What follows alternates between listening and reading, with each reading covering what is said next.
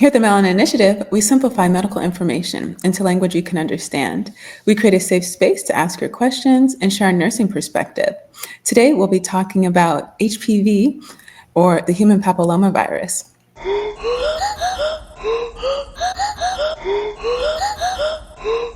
If you're new here, welcome to the Melanin Initiative. I'm Dr. Kimberly Madison, a doctoral prepared nurse practitioner, and I co-host this show along with Alicia and Geraldine. We're a health literacy podcast. When we say health literacy, we're talking about your ability to obtain information, to understand that information, and then to use it to manage your health and advocate for others. Our mission here is twofold. The first, simplify complex health information so you feel empowered to ask questions, educated on how to manage your health, and confident to navigate the healthcare system. The second, we love to elevate the expertise of nurses, spotlight diverse career opportunities within the healthcare industry, and inform our peers how they can leverage their expertise as both clinicians and entrepreneurs. If you haven't already, this is your chance to subscribe so you can be notified when we release new episodes. Thumbs up the video, leave a comment or two, share it with your friends. It shows the algorithm that this information is important, so that when people like you look for topics like this, we'll show up higher in the search results. Remember, this show is for educational purposes only. The opinions expressed here are our opinions alone. They are not a representation of any of our affiliations. If you're experiencing a medical emergency, you should seek medical attention and medical guidance from your healthcare provider. If you think you might be having a physical emergency, you can call 911. If you or someone you know might be having a mental health emergency, you should call 988 or you can text 741-741. Alicia, tell us, what is HPV? Thanks, Kimberly. Before we get started, I once again want to thank you all for making our STI episode our top watched episode here at the Melanin Initiative podcast. And we thought that we would take, the initiative to dive into one of the topics a little bit further. So we're going to start number one with HPV. So what is HPV? It is also known as the human papillomavirus, and it's a group of over 200 related viruses. Some types cause warts, including those on the hands and feet, while others specifically affect the genital area. Right, and the types that affect the genitals are usually divided into low risk and high risk categories. Low risk types can cause genital warts, while high risk types can lead to cancer such as cervical, anal, throat, and other types of cancer. One important thing to note is how common HPV is. It's estimated that nearly all sexually active people will get at least one type of HPV at some point in their lives if they don't get vaccinated. But here's the kicker: most people won't even know they have it. And that's because HPV often doesn't cause symptoms. Your body can clear the virus on its own in most cases, but sometimes it lingers and causes health issues such as cervical cancer.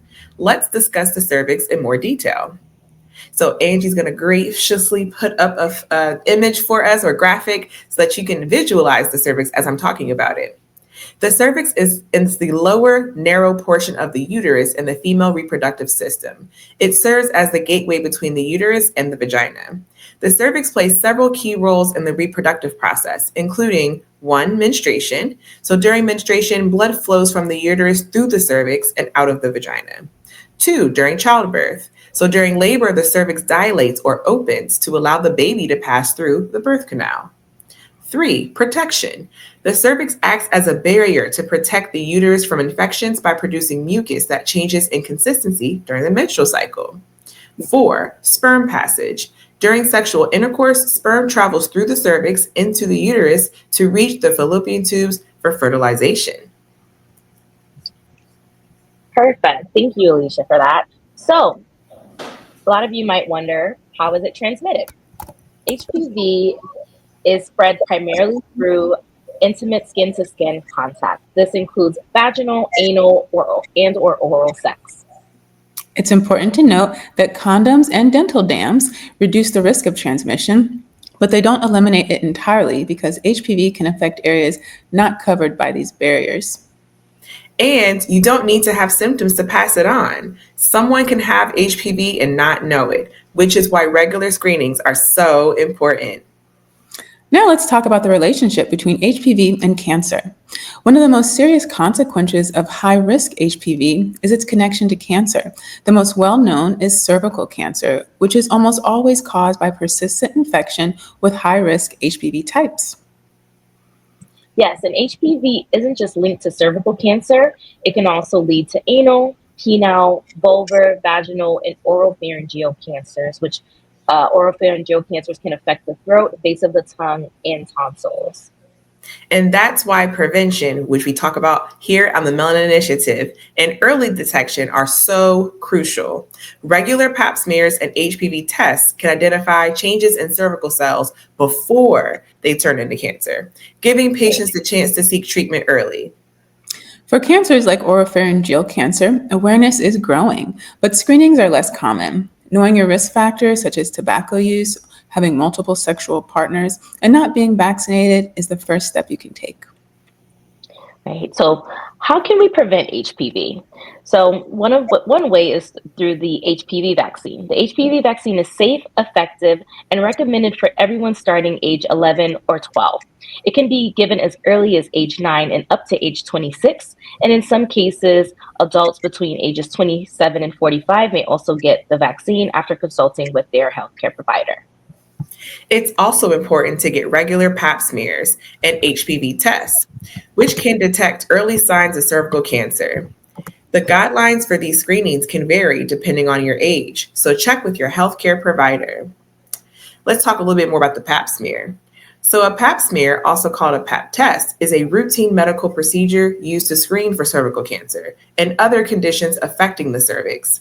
The test involves collecting cells from the cervix, which is the lower part of the uterus, remember, to check for abnormalities. So, typically, the procedure goes like this: you would lay on an exam table with your feet placed in stirrups, which is a similar position to a pelvic exam. A doctor or a nurse or any provider will gently insert a tool called a speculum into the vagina to widen it, which allows access to the cervix. Then, using a small soft brush or a spatula, the healthcare provider collects a sample of cells from the cervix's surface. This step may cause some mild discomfort or a feeling of pressure, but it's typically not painful. The collected cells are sent to the lab where they are examined under a microscope to check for abnormal changes, such as precancerous cells or infections like HPV.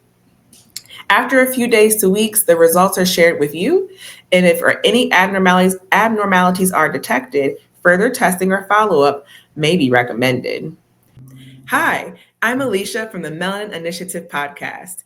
Our mission is twofold. One, to simplify complex health information so you feel empowered to ask questions, educated on how to manage your health, and confident to navigate the healthcare system. And two, to elevate the expertise of nurses, spotlight the diverse career opportunities within the healthcare industry, and inform our peers how to leverage their expertise as clinicians and entrepreneurs. In less than 2 years, we've grown to over 50,000 views and 1,000 downloads, with an international audience spanning the US, Canada, the UK, Australia, and more.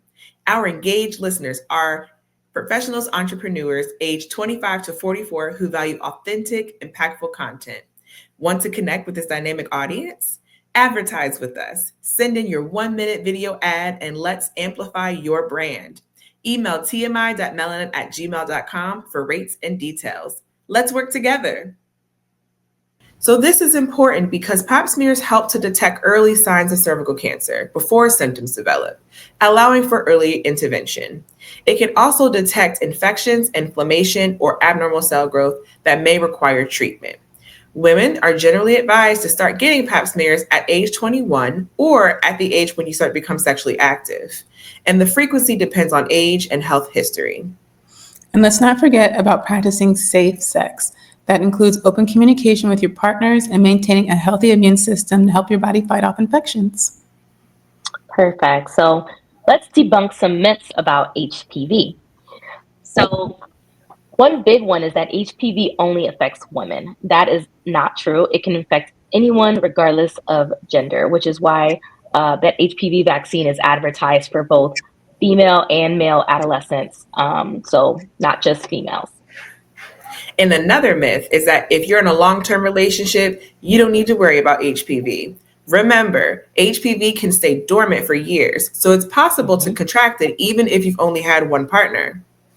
Yeah, that word dormant means maybe you got it at 20 And then for 10, 20 years, maybe you had nothing. And maybe even at 20, when you got it, you didn't even know you had it then. So, you didn't even know you needed to talk to somebody about it. And then for some reason or another, it gets activated. And our last thing we want to point is that some people think that the HPV vaccine encourages you to be promiscuous or really sexually active now that you have this vaccine. But let's be clear, the vaccine is about preventing cancer and other serious health issues. It's a medical tool, and it's not a lifestyle choice. And I'm glad that you brought that up, because actually when the HPV vaccine initially came out, and I think I was a teen around the time, and my pediatrician mentioned it to my doctor, to my mother, and I feel like he also was misinformed. Once again, it could have been because it was new. He could have had his own biases, but his words to my mother was like, "Oh, if she's not sexually active, she doesn't need it." So then my mother opted not to let me be vaccinated with the Gardasil vaccine. And then it wasn't until later, when I was like in nursing school and learning more about it, I was like, oh, I should get this. And then that's what prompted me to go and get it. But that is something that I've heard when the vaccine like initially came out, which I'm seeing a lot more parents are vaccinating their kids. But yeah. That's good to hear, because if you only watch the news, you would think otherwise. Right.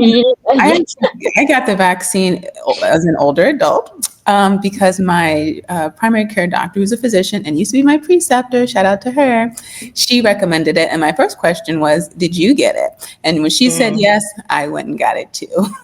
But yeah, I was definitely out of that original age bracket. And the data came out and said you can continue to recommend it to 45. And so I qualified. So let's talk about vulnerable populations, one of our favorite populations here at the Melanin Initiative. So when we talk about vulnerable populations, it's important to note that different groups may face unique challenges, both as patients and providers. So for children, early vaccination is key. The HPV vaccine works best when given before exposure to the virus, which is why it's recommended for preteens. Parents often have questions about safety and necessity, so education is critical. And our seasoned adults or older individuals may feel like it's too late to think about HPV. While the vaccine is most effective at a younger age, adults up to 45 can still benefit, especially if they're at risk of new exposure. Regular screenings remain essential. Okay, so you started by saying seasoned adults, older adults. So I was picturing a completely different bracket. Me too. Wait. Yeah, well, you're seasoned at 45. Yeah. Yeah. So our other vulnerable population is our veterans. They might face barriers like getting access to healthcare or just being unaware. Many veteran organizations now include HPV vaccine in their health initiatives to address these gaps in care. Perfect. And then the LGBTQIA plus community also needs tailored messaging. For example, men who have sex with men are at higher risk for HPV-related anal cancer. But this population is often underscreened. So one solution is to implement and evaluate more inclusive care models. And for individuals with sensory deficits or those on the autism spectrum, accessibility is crucial. Providers should adapt communication methods and ensure that resources like interpreters, visual aids, or sensory-friendly environments are available. And these adaptations aren't just nice to have, they're essential to ensuring that everyone has equitable access to HPV education, prevention, and treatment.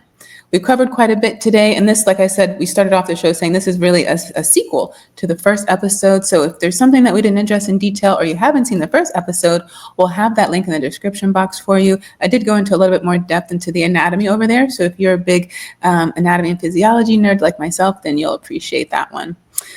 Just to recap our TMI takeaways for today, HPV is the most common sexually transmitted infection and can cause serious health infections, including cervical cancer. Regular screenings like pap smears are crucial for early detection and prevention. Remember, prevention is key. The HPV vaccine is a highly effective way to prevent most HPV-related cancers. It's recommended for both boys and girls starting at the age of 11 or 12, but can be given all the way up to age 45. Even if you don't have symptoms, you can still carry and spread HPV, which is why practicing safe sex and maintaining regular screenings is essential for all of us. And when we talk about safe sex, now that does include our older seasoned adults because they're still living very active lives, whether they live out in the community or in long-term care facilities. They're getting around, folks, so they should be included in your education and prevention. Remember, you can email us your questions and show ideas at tmi.melanin@gmail.com. If you haven't already, there's still time to subscribe, leave a comment or two, rate us on the Apple or Spotify podcast. Every time you interact with our content, it shows the algorithm that this information is important so that when people like you look for topics like this, we'll show up higher in their search results. We thank you all for watching. We'll see you next time.